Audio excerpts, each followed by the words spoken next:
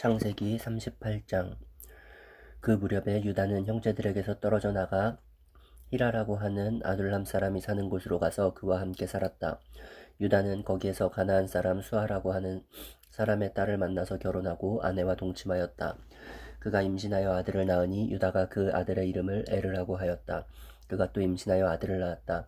이번에는 아이의 어머니가 그 아들 이름을 오난이라고 하였다. 그가 또다시 아들을 낳고 이름을 셀라라고 하였다. 그가 셀라를 낳은 곳은 거십이다. 유다가 자기 맏아들 에르를 결혼시켰는데 그 아내의 이름은 다말이다. 유다의 맏아들 에르가 주님께서 보시기에 악함으로 주님께서 그를 죽게 하셨다. 유다가 오난에게 말하였다. 너는 형수와 결혼해서 시동생으로서의 책임을 다해라. 너는 내 형의 이름을 이을 아들을 낳아야 한다. 그러나 오나는 아들을 낳아도 그가 자기 아들이 안 되는 것을 알고 있었으므로 형수와 동침할 때마다 형의 이름을 이을 아들을 낳지 않으려고 정액을 땅바닥에 쏟아버리곤 하였다. 그가 이렇게 한 것이 주님께서 보시기에 악하였다. 그래서 주님께서는 오난도 죽게 하셨다. 유다는 자기의 며느리 다말에게 말하였다. 나의 아들 셀라가 다 클 때까지 너는 내 친정아버지 집으로 들어가서 과부로 살고 있거라.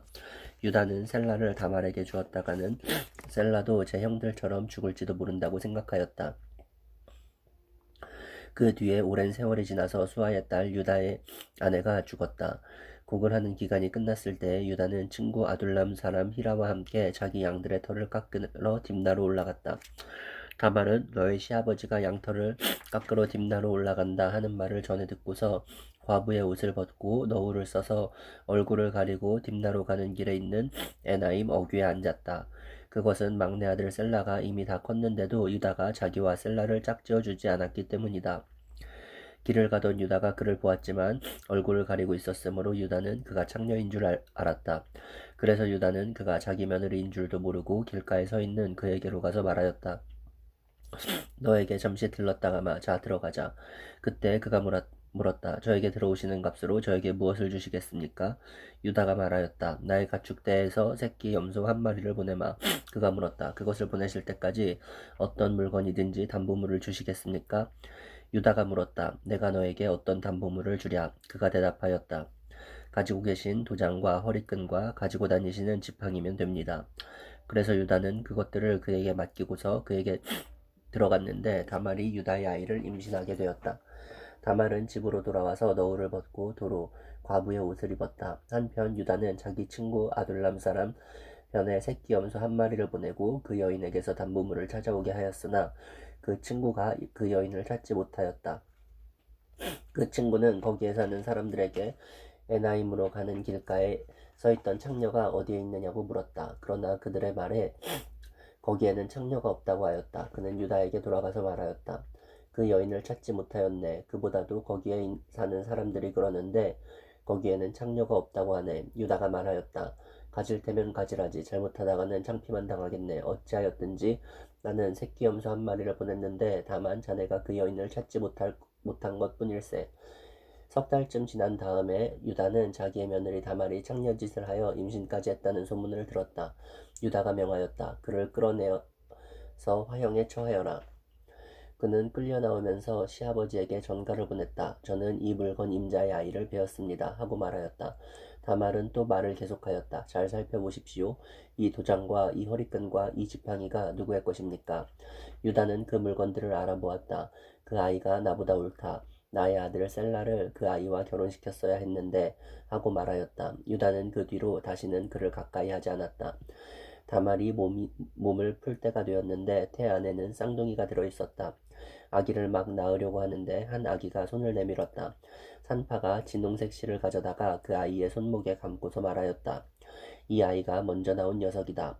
그러나 그 아이의 손을 안으로 다시 끌어들였다. 그 아이는 손을 안으로 다시 끌어들였다. 그런 다음에 그의 아우가 먼저 나왔다.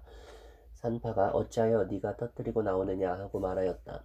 그래서 이 아이의 이름을 베레스라고 하고 그의 형 곧 진홍색 실로 손목이 묶인 아이가 뒤에 나오니 아이 이름을 세라라고 하였다. 요셉이 이집트로 끌려갔다. 39장 요셉이 이집트로 끌려갔다. 요셉을 이집트로 끌고 내려간 이스마엘 사람들은 바로의 신하인 경호대장 이집트 사람 보디발에게 요셉을 팔았다. 주님께서 요셉과 함께 계셔서 앞길이 잘 열리도록 그를 돌보셨다. 요셉은 그 주인 이집트 사람의 집에서 살게 되었다. 그 주인은 주님께서 요셉과 함께 계시며 요셉이 하는 일마다 잘 되도록 주님께서 돌보신다는 것을 알았다. 주인은 요셉이 눈에 들어서 그를 신복으로 삼고 집안일과 재산을 모두 요셉에게 맡겨 관리하게 하였다. 그가 요셉에게 자기의 집안일과 그 모든 재산을 맡겨서 관리하게 한 그때부터 주님께서 요셉을 보시고 그 이집트 사람의 집에 복을 내리셨다. 주님께서 내리시는 복이 주인의 집 안에 있는 것이든지 밭에 있는 것이든지 그 주인이 가진 모든 것에 미쳤다. 그래서 그 주인은 자기가 가진 모든 것을 요셉에게 맡겨서 관리하게 하고 자기의 먹거리를 빼고는 아무것도 간섭하지 않았다. 요셉은 용모가 준수하고 잘생긴 미남이었다. 일이 이렇게 된 지 얼마 지나지 않아서 주인의 아내가 요셉에게 눈짓을 하며 나하고 침실로 가요 하고 꾀었다. 그러나 요셉은 거절하면서 주인의 아내에게 말하였다. 주인께서는 모든 것을 나에게 맡겨 관리하게 하시고는 집안일에는 아무 간섭도 하지 않으십니다. 주인께서는 가지신 모든 것을 나에게 맡기셨으므로 이 집안에서는 나의 위에는 아무도 없습니다. 나의 주인께서 나의 마음대로 하지 못하게 한 것은 한 가지뿐입니다. 그것은 마님입니다. 마님은 주인 어른의 부인이시기 때문입니다. 그런데 내가 어찌 이런 나쁜 일을 저질러서 하나님을 거역하는 죄를 지을 수 있겠습니까? 요셉이 이렇게 말하였는데도 주인의 아내는 날마다 끈질기게 요셉에게 요구해왔다. 요셉은 그 여인과 함께 침실로 가지도 않았을 뿐만 아니라 아예 그 여인과 함께 있지도 않았다. 하루는 요셉이 할 일이 있어서 집 안으로 들어갔는데 그 집 종들이 집 안에 하나도 없었다. 여인이 요셉의 옷을 붙잡고 나하고 침실로 가요 하고 졸랐다. 그러나 요셉은 붙잡힌 자기의 옷을 그의 손에 버려둔 채 뿌리치고 집 바깥으로 뛰어나갔다. 여인은 요셉이 그 옷을 자기의 손에 버려둔 채 집 바깥으로 뛰어나가는 것을 보고 집에서 일하는 종들을 불러다가 말하였다. 이것 좀 보아라. 주인이 우리를 웃음거리로 만들려고 이 히브리 녀석을 데려다 놓았구나. 그가 나를 욕보이려고 달려들기에 내가 고함을 질렀더니 그는 내가 고함 지르는 소리를 듣고 제 옷을 여기에 내버리고 바깥으로 뛰어나갔다. 이렇게 말하고 그 여인은 그 옷을 곁에 두고 주인이 집으로 돌아오기를 기다렸다. 주인이 돌아오자 그에게 이렇게 일러 바쳤다. 당신이 데려다 놓은 저 히브리 사람이 나를 농락하려고 나에게 달려들었어요. 내가 사람 살리라고 고함을 질렀더니 옷을 내 앞에 버려두고 바깥으로 뛰어나갔어요. 주인은 자기 아내에게서 당신의 종이 나에게 이 같은 행패를 부렸어요 하는 말을 듣고서 화가 치밀어 올랐다. 요셉의 주인은 요셉을 잡아서 감옥에 가두었다. 그곳은 왕의 죄수들을 가두는 곳이었다. 요셉이 감옥에 갇혔으나 주님께서 그와 함께 계시면서 돌보아 주시고 그를 한결같이 사랑하셔서 간수장의 눈에 들게 하셨다. 간수장은 감옥 안에 있는 죄수를 모두 요셉에게 맡기고 감옥 안에서 일어나는 온갖 일을 요셉이 혼자 처리하게 하였다. 간수장은 요셉에게 모든 일을 맡기고 아무것도 간섭하지 않았다.